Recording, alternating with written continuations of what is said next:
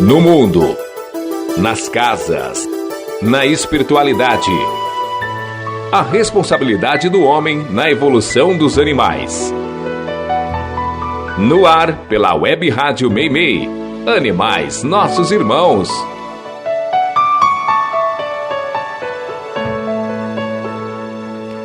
Bom dia, amigos e amigas ouvintes. Este é o programa Animais Nossos Irmãos, que você está ouvindo pela Web Rádio Meimei e vai ao ar todos os domingos às 10 horas da manhã. Caso você não consiga ouvir quando vai ao ar, pode ouvir pelo YouTube ou Spotify, onde todos os episódios estão disponíveis. E no programa de hoje, a história de Fabrício, o jovem veterinário que não aceitava sua morte precoce. E a dúvida da ouvinte: animais podem ter karma? Fotos de animais vivos em cardápios. Será que a escolha pela dieta seria diferente? Seu lixo revela muito de você. E mais uma dica do ouvinte. Quer que eu conte sua história? Envie para o e-mail animaisnossosimãos2024@gmail.com. Repetindo, animaisnossosimãos2024@gmail.com. Agradecendo aos técnicos que ajudam a tornar possível esse programa, intercalando a mesa de som, Cid e Miguel. Eu sou a Vanderly, vem comigo em mais um programa. Você está ouvindo Animais Nossos Irmãos. Fabrício era um jovem médico veterinário de 27 anos, cheio de sonhos e planos futuros. Mas um acidente terminou com sua vida aqui na Terra. Ao acordar no mundo espiritual, ele não entendia. Por que havia se tornado médico veterinário se não poderia exercer sua função? O que seria de sua noiva, com quem já tinha tantos planos de constituir família?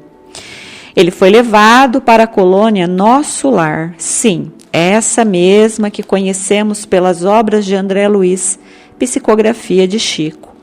Na colônia, ele custou a acreditar que estivesse morto. Afinal, sentia-se vivo, muito melhor do que antes. Fabrício não era um interessado em assuntos que envolvessem a espiritualidade e, consequentemente, não havia se preparado para aquele momento. Mas ele era bom, e isso o levou a ser socorrido e inserido em Nosso Lar. Com o tempo, aceitando aos poucos o seu desencarne, ele entendeu dos motivos de ter feito medicina veterinária na Terra. Ele usaria seus conhecimentos médicos no outro lado da vida, no mundo espiritual. E qual não foi sua surpresa ao descobrir a vastidão do assunto que envolvia animais no mundo além da vida. Eles precisavam não apenas do resgate ao desencarnar. Muitos deles precisavam de cuidados médicos para conseguirem vencer o trauma da morte. Visitou matadouros, que é o local de maior concentração de voluntários espirituais, já que é de lá onde a maioria dos animais desencarnam.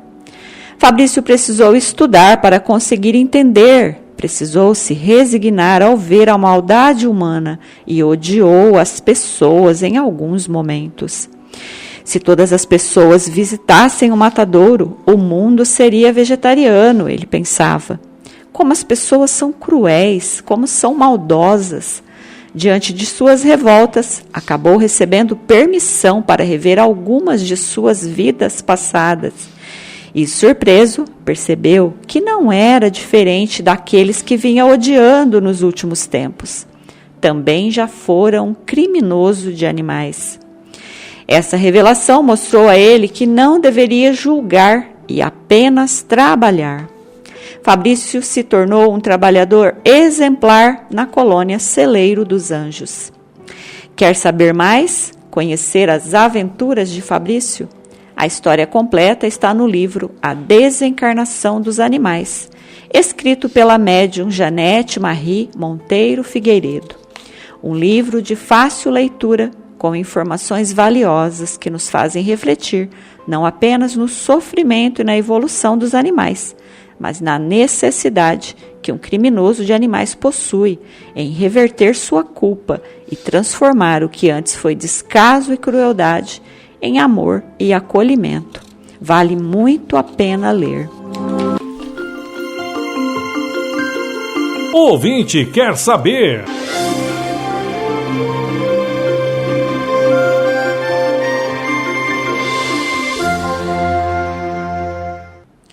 E a amiga ouvinte quer saber: animais possuem karma? Eles podem nascer com sequelas por crueldade em outras vidas?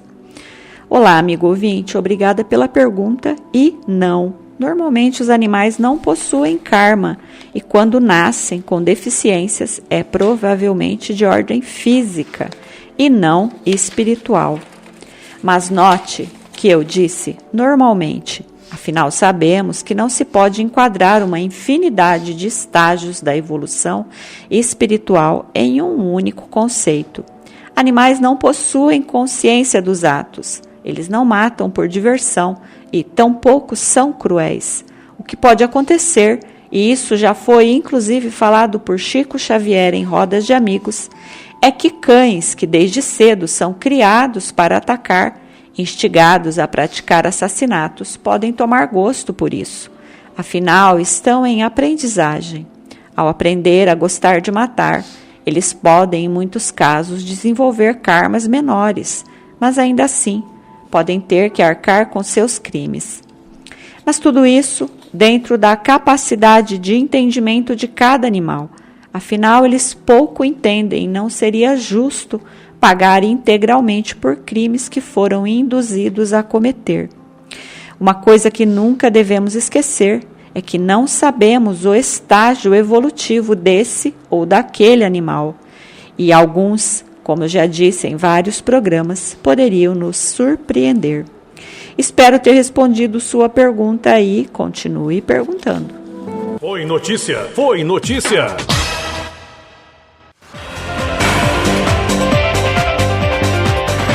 Fotos de animais vivos em um cardápio de restaurante fariam você mudar o pedido e escolher pratos vegetarianos?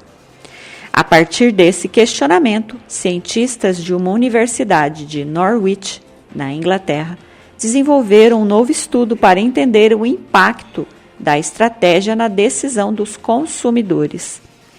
A inclusão das imagens aumentou em 22% a probabilidade de escolher uma refeição vegetariana.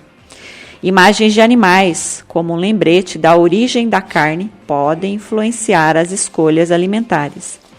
Segundo o estudo, a presença das imagens dos animais ao lado dos pratos à base de carne nos cardápios aumentaram a demanda por refeições sem proteína animal. Essas descobertas demonstram que associar a carne à sua origem pode produzir mudanças comportamentais significativas, o que comprova que, se fosse preciso ir até a fonte e matar o animal, poucos o fariam. Para o estudo, a equipe se instalou no refeitório de uma universidade britânica, onde exibiram os cardápios em 2 períodos. Inicialmente, os clientes viram menus que tinham apenas a descrição dos pratos. Depois tiveram acesso ao documento em que imagens de animais apareciam ao lado dos respectivos pratos de carne. Muitas pessoas que comem carne se sentem desconfortáveis com a ideia de causar sofrimento aos animais. Mas apenas uma minoria desses desconfortáveis estão dispostos a mudar os hábitos por iniciativa própria. Apesar do resultado significativo, o estudo analisou apenas a escolha imediata e permanece incerto se as pessoas que optaram por refeições vegetarianas no refeitório passaram a evitar carne depois da experiência. Mas vale ressaltar esse tipo de resultado, afinal, é sabido que uma pessoa que visita um matadouro dificilmente sairá de lá da mesma forma. Compaixão pede ação. Foi notícia, foi notícia. O ouvinte quer saber.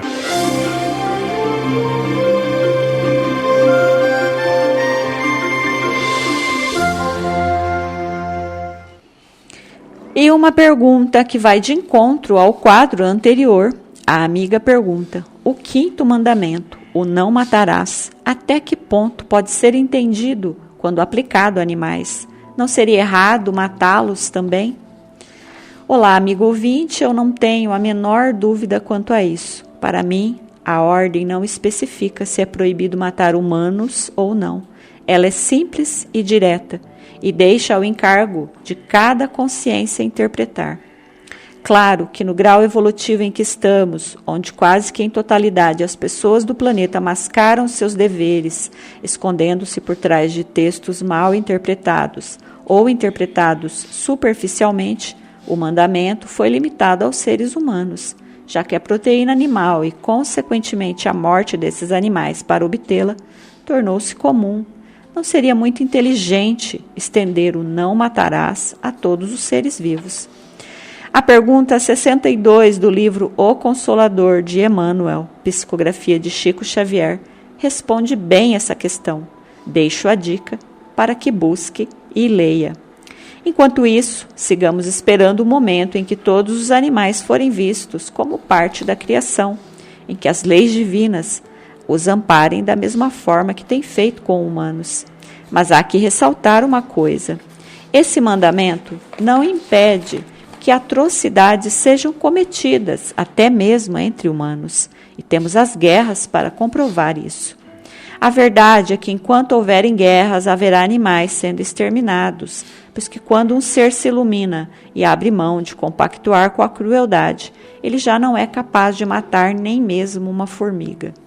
Espero ter respondido sua pergunta e continue perguntando. Você está ouvindo Animais Nossos Irmãos. Há alguns anos, uma situação muito interessante aconteceu durante uma das encenações da Paixão de Cristo, comuns em todo o Brasil. Um homem alcoolizado entrou na encenação e se pôs a defender Jesus, chegando mesmo a agredir os atores que interpretavam os romanos. Eu não me lembro a cidade, mas o caso saiu até no telejornal, causando risos em todos que viam e, de certa forma, emocionando também. Afinal, quem não queria voltar no tempo e fazer exatamente isso? Final de março desse ano, em Sapiranga, Rio Grande do Sul, em mais uma encenação da Paixão de Cristo, a situação se repetiu, mas dessa vez foi uma cachorrinha a invadir a cena. Por 2 oportunidades, a cadelinha se pôs à frente do ator que protagonizava Jesus, em uma aparente tentativa de ajudá-lo a se levantar ou evitar as agressões encenadas. Logo após a segunda participação, a cachorra foi contida por outros atores até o fim da peça. No momento de saudar o público, ao fim da apresentação, ela foi novamente ao palco e recebeu, junto do elenco, os aplausos da multidão. Naquele mesmo dia, ela foi vista andando pela cidade e recolhida por um morador que, sem saber do seu ato heróico, decidiu apenas proteger a cadelinha dos perigos das ruas, até que seu tutor aparecesse. Acontece que ela não tinha um tutor, era de rua, e após a divulgação das suas fotos para encontrar seu tutor, ela foi reconhecida por quem assistia à encenação e adotada no mesmo dia. Escolher Jesus parece ser uma boa decisão para os animais também, não acha? Vanderly do Carmo está apresentando Animais Nossos Irmãos.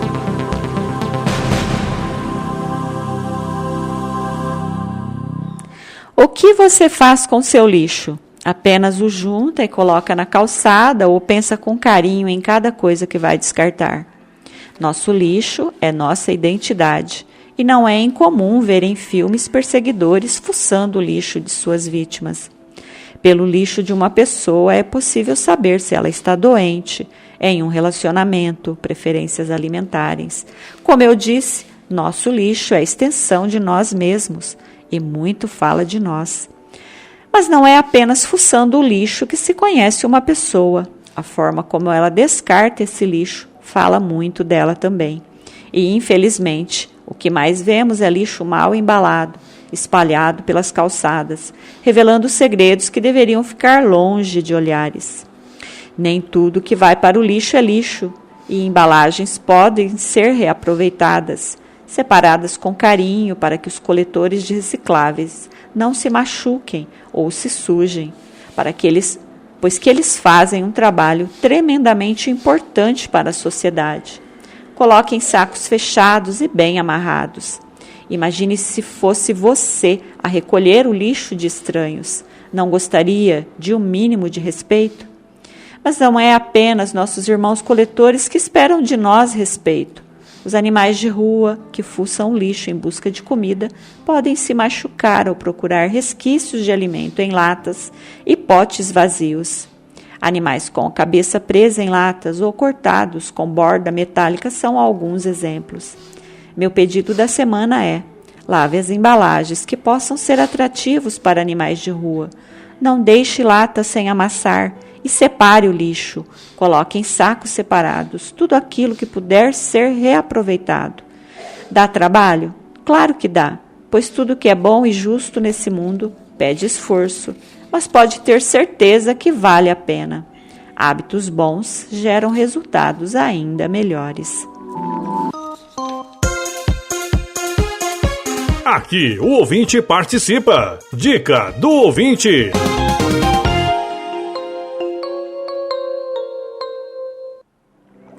E uma dica muito bonita veio da amiga Eliana. Apesar de ser um caso antigo, ainda assim vale contar.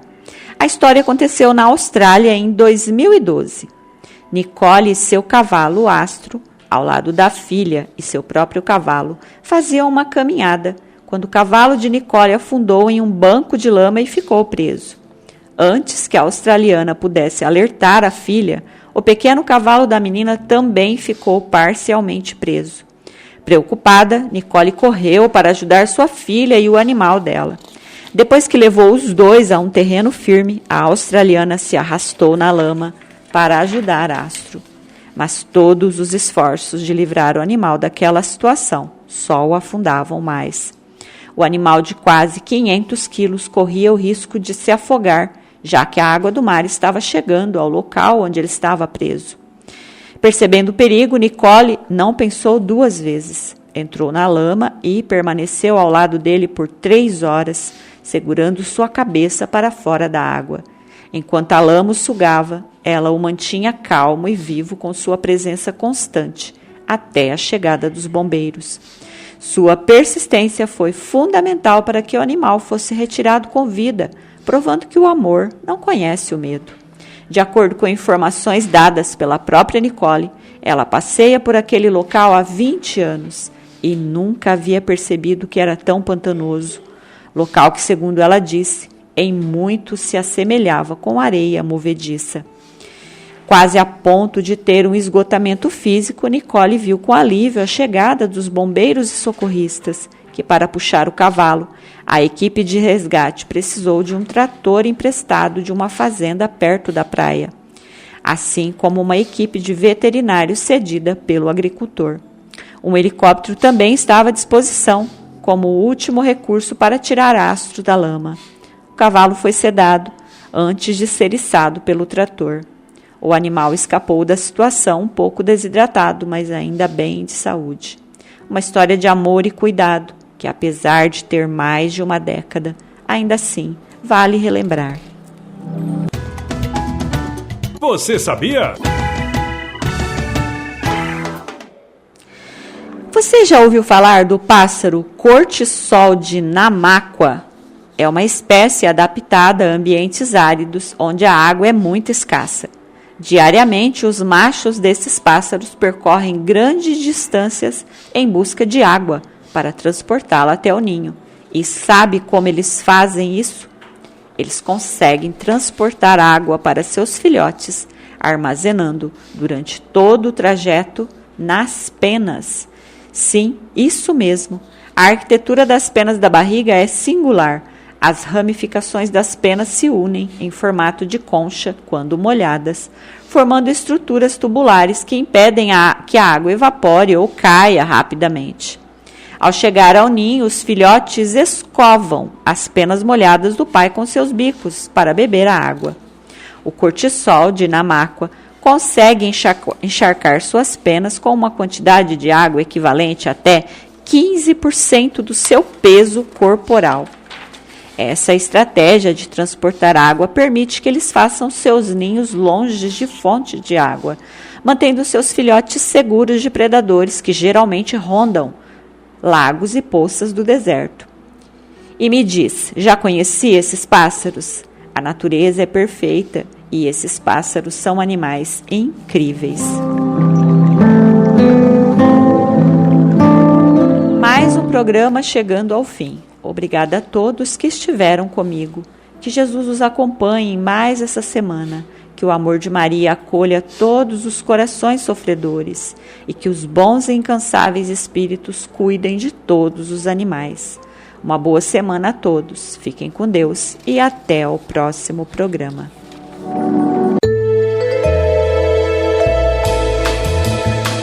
Você ouviu Animais Nossos Irmãos. Animais também são espíritos. São elos da nossa jornada evolutiva. Eles são os nossos irmãos.